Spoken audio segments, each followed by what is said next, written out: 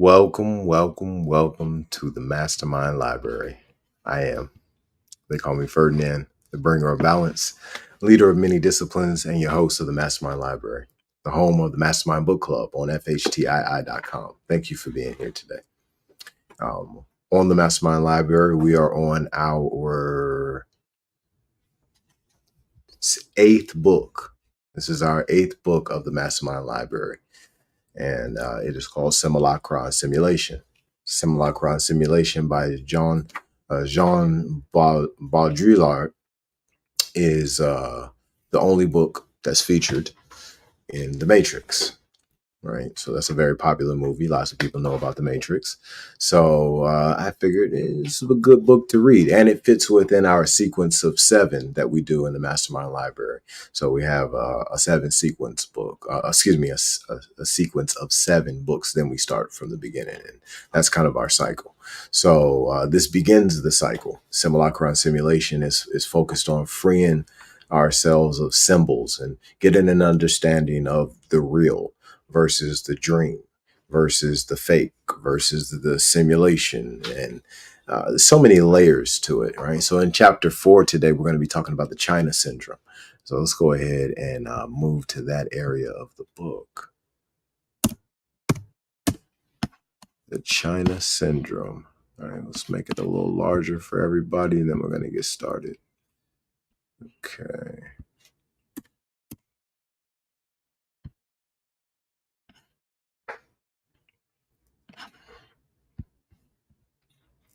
All right.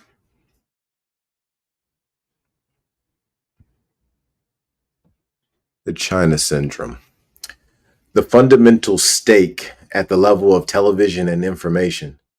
Just as the extermination of the Jews disappeared behind the televised event Holocaust, the cold medium of television, having been simply substituted for the cold system of extermination, one believed to be exercising through it. So the China syndrome is a great example of the supremacy of the televised event over the nuclear event, which itself remains improbable and in some sense imaginary. Besides, the film shows this to be the case, without wanting to. That TV is present precisely where it happens is not coincidental.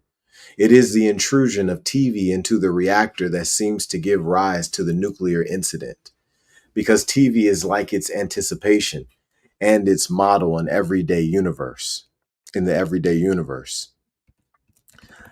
Television of the real and of the real world, because TV and information in general are a form of catastrophe in the formal and topological sense.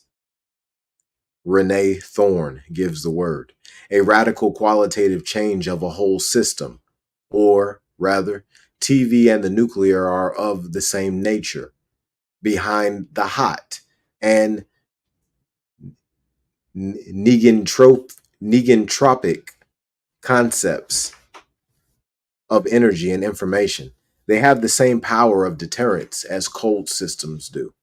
TV itself is also a nuclear process of chain reaction, but implosive. It cools and neutralizes the meaning and the energy of events. Thus, the nuclear, behind the presumed risk of explosion, that is to say, of hot catastrophe, conceals a long, cold catastrophe, the universalization of a system of deterrence. At the end of the film, again, comes the second massive intrusion of the press and of the TV that instigates the drama, the murder of the technical director by the special forces, a drama that substitutes for the nuclear catastrophe that will not occur. The homology of the nuclear and of television can be read directly in the images. Nothing resembles the control and telecommand headquarters of the nuclear power station more than TV studios, and the nuclear consoles are combined with those of the recording and broadcasting studios in the same imaginary. Thus, everything takes place between these two poles of the other center, that of the reactor, in principle, the veritable heart of the matter. We will know nothing. It, like the real, has vanished and become illegible, and is at bottom unimportant in the film when one attempts to suggest it to us in its imminent catastrophe. It does not work on the imaginary plane. The drama unfolds on the screens and nowhere else. Let's see. Harrisburg and Network. Such is the trilogy of the China Syndrome, an indissoluble trilogy in which one no longer knows which is the effect and which is the symptom. The ideological argument, Watergate effect. Isn't it nothing but the symptom of the nuclear Harrisburg effect, or of the computer science model, network effect? The real Harrisburg. Isn't it nothing but the symptom of the imaginary, network and China syndrome, or the opposite? Marvelous indifferentiation, ideal constellation of simulation.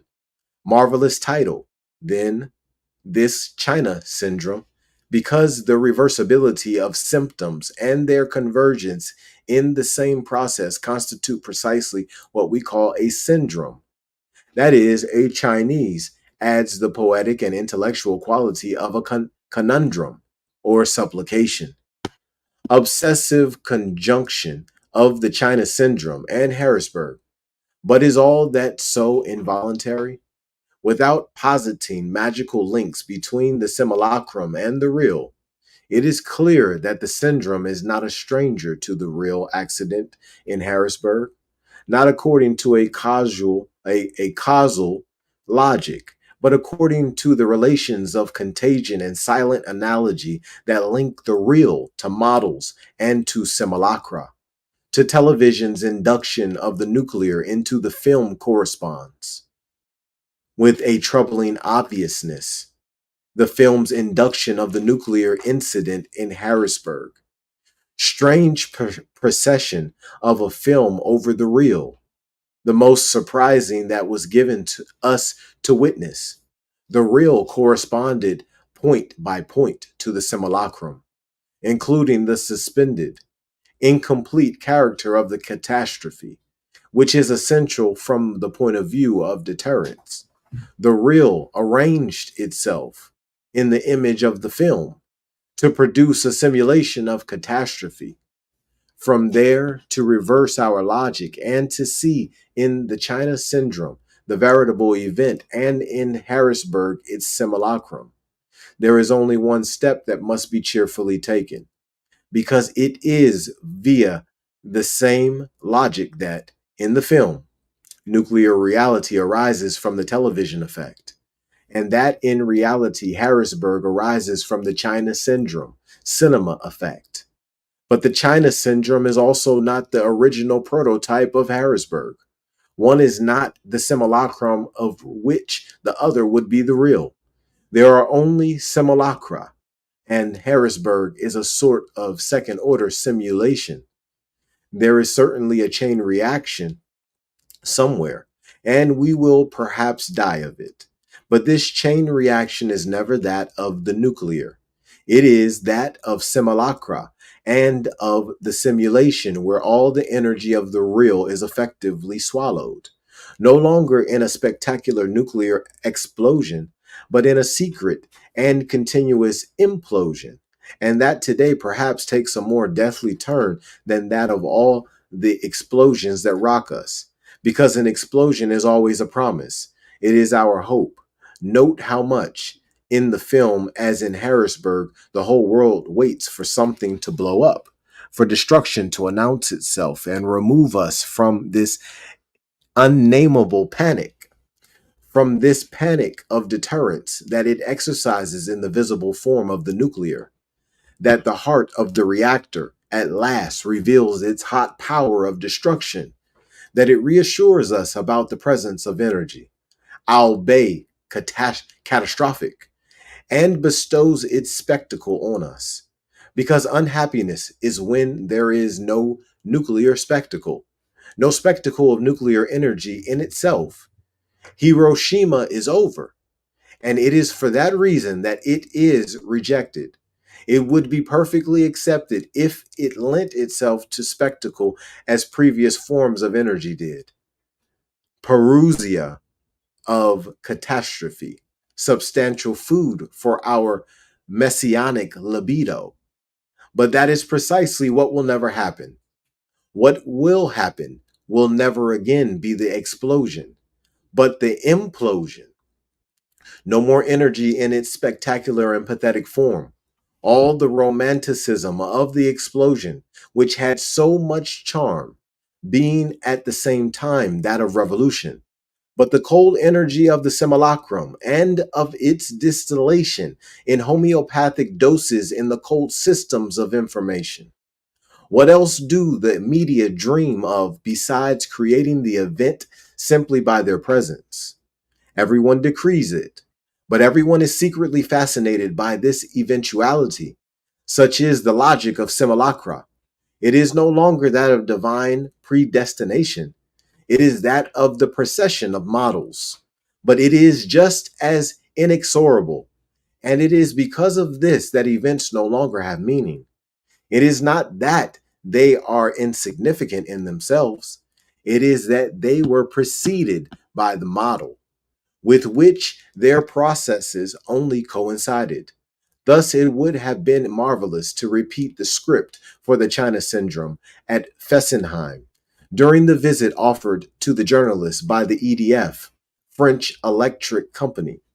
To repeat on this occasion the accident linked to the magic eye, to the provocative presence of the media. Alas, nothing happened. And on the other hand, yes, so powerful is the logic of simulacra. A week after, the unions discovered fissures in the reactors.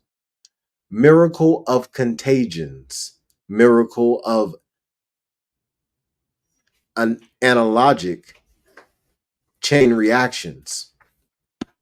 Thus, the essence of the film is not in any respect the Watergate effect in the person of Jane Fonda, not in any respect TV as a means of exposing nuclear vices, but on the contrary, TV as the twin orbit and twin chain reaction of the nuclear one. Besides, just as the end, and there the film is unrelenting in regard to its own argument. When Jane Fonda makes the truth explode directly, maximum Watergate effect. Her image is juxtaposed with what will inexorably follow it and efface it on the screen, a commercial of some kind. The network effect goes far beyond the Watergate effect and spreads mysteriously into the Harrisburg effect. That is to say, not into the nuclear threat, but into the simulation of nuclear catastrophe. So, it is simulation that is effective, never the real. The simulation of nuclear catastrophe is the strategic result of this generic and universal undertaking of deterrence, accustoming the people to the ideology and the discipline of absolute security, to the metaphysics of fissure and to fission and fissure. To this end, the fissure must be a fiction. A real catastrophe would delay things. It would constitute a retrograde incident of the explosive kind without changing the course of things.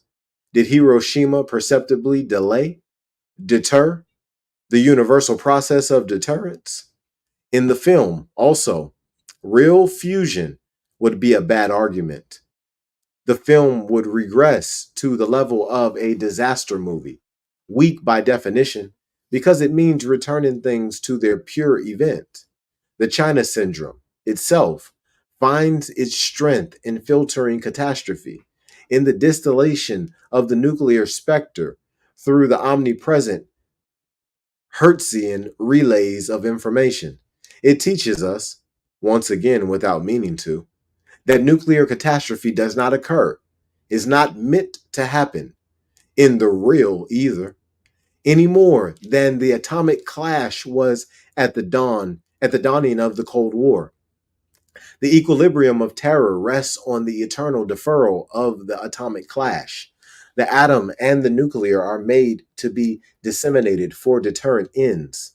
The power of catastrophe must, instead of stupidly exploding, be disseminated in homeopathic molecular doses in the continuous reservoirs of information. Therein lies the true contamination, never biological and radioactive, but rather a mental destructuration through a mental strategy of catastrophe. If one looks carefully, the film introduces us to this mental strategy, and in going further, it even delivers a lesson diametrically opposed to that of Watergate. If every strategy today is that of mental terror and of deterrence, tied to the suspension and the eternal simulation of catastrophe, then the only means of mitigating this scenario would be to make the catastrophe arrive, to produce or to reproduce a real catastrophe, to which nature is at times given in its inspired moments. It is God who, through his cataclysms, unknots the equilibrium of terror in which humans are imprisoned. Closer to us, this is what terrorism is occupied with as well, making real, palpable violence surface in opposition to the invisible violence of security.